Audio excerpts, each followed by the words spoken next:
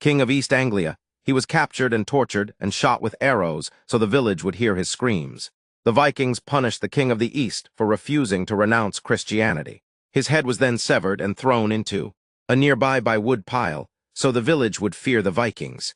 King of the East, his death was a reminder that if anyone was to disobey Christianity or refuse the religion, there will be a brutal punishment for their consequences and actions.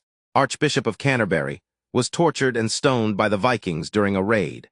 The Archbishop, he was captured during a Viking raid between 900 and 1012 AD. Archbishop was held down and bound by his captives. After the raid, and he was tortured with a brutal, strict torturing method.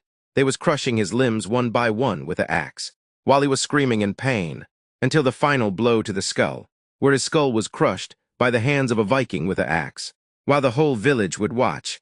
These brutal torture methods would set fear into the Viking village and anyone who would stand as a threat. These torture methods gave them absolute power and control for centuries. King Ella of Northumbria, 800 SAD.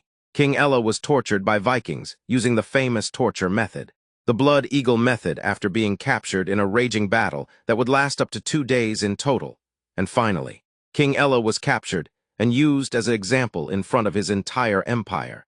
Anyone who would stand a threat would receive the same brutal torture method as King Ella did. His lungs were removed through wounds carved into his back while he was alive.